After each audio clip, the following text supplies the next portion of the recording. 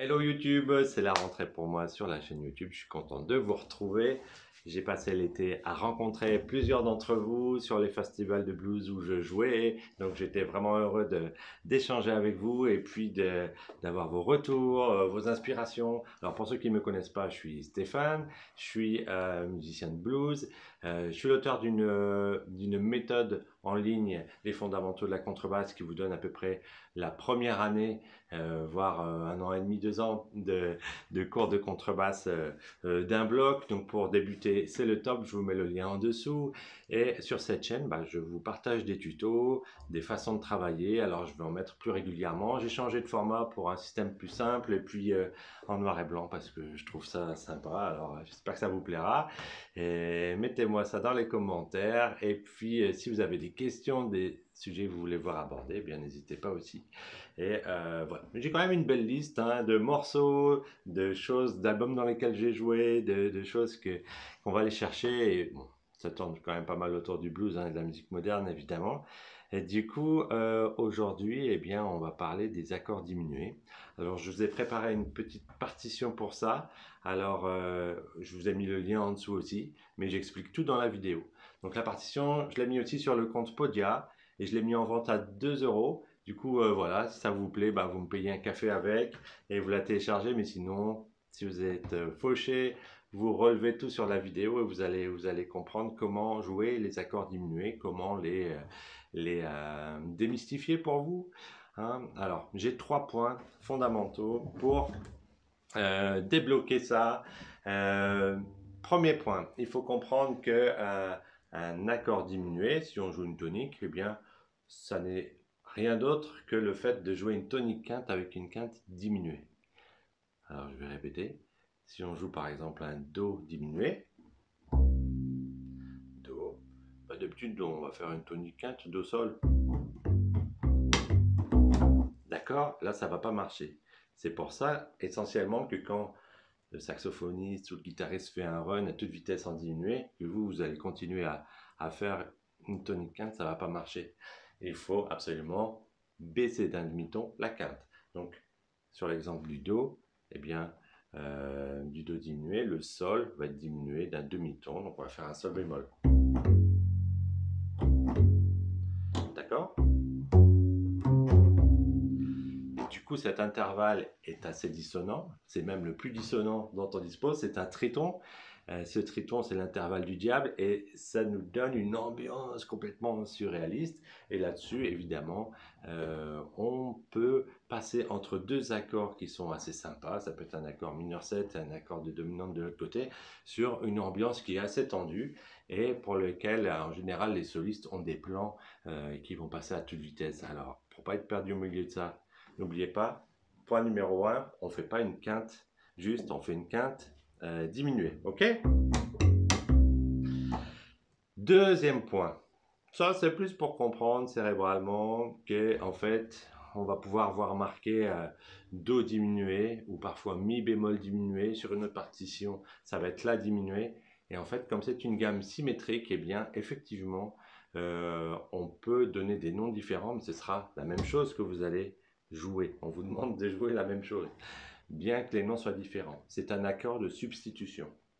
Donc, sur un accord de dominante altérée, par exemple, au lieu de jouer une gamme de dominante altérée qui est assez complexe, eh bien, on va pouvoir la changer. Ça se fait beaucoup en manouche, en jazz, enfin, dans plein de musiques, hein.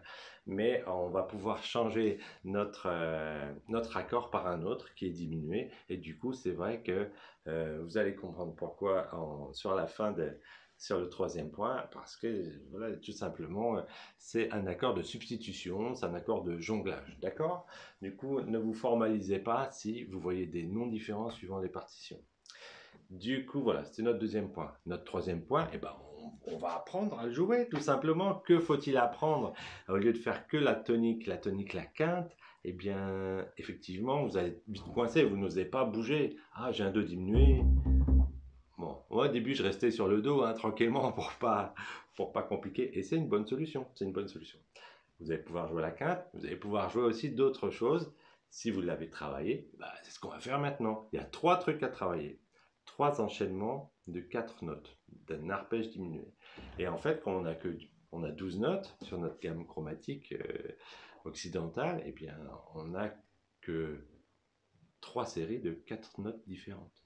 Du coup, il y en a 3 à retenir. Ok? Donc c'est ça qu'il y a sur la partition que vous pouvez télécharger, là, ici, avec les doigtés. Mais on va la voir ensemble tranquillement. Donc la première série, c'est Mi, Sol, Si, Do dièse. On y va?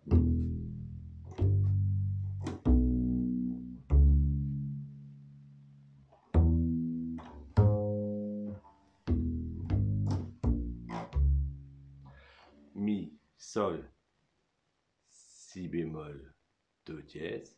Je me suis planté la première fois, d'accord? Je n'ai pas dit bémol, mais je le pensais.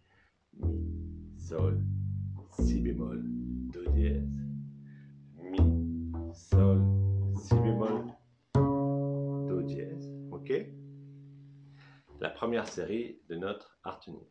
Donc si vous avez un Mi diminué, un Sol diminué, Si bémol, un Do dièse, tout ça, ça va vous faire jouer la même série de notes, le même doigté. Donc travaillez votre doigté de cette façon-là. La deuxième série, eh bien, on va prendre un mi-ton au-dessus, celle qui passe par le Fa. Fa, Sol dièse, Si, Ré.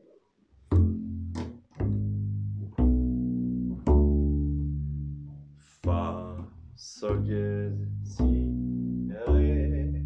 Fa, Sol dièse, Si, Ré. D'accord? Ce qui veut dire que si vous avez un Fa diminué, vous pouvez jouer cet arpège. Si vous avez un Sol dièse, idem. Un Si ou un Ré diminué.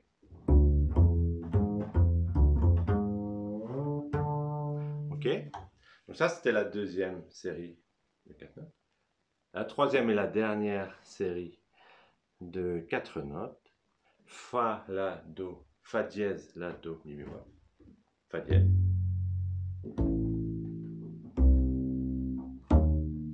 Fa dièse, La, Do, Mi bémol. Fa dièse. La, Do, Mi bémol. Fa dièse. La, Do, Mi bémol. Ok?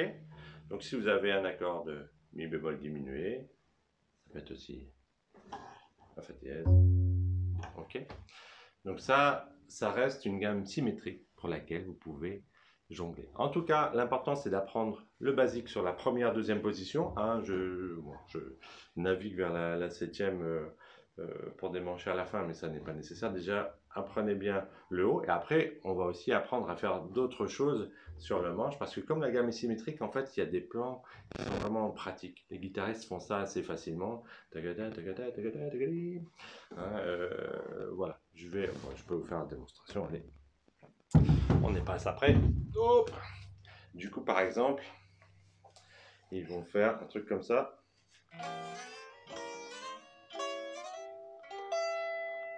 Vous voyez, toutes ces choses symétriques, c'est ce que permet la gamme diminuée et honnêtement, ça vaut pas le coup de se prendre la tête. Donc jouez bien les toniques quinte bémol et après, vous allez pouvoir vous amuser une fois que vous connaissez le doigté.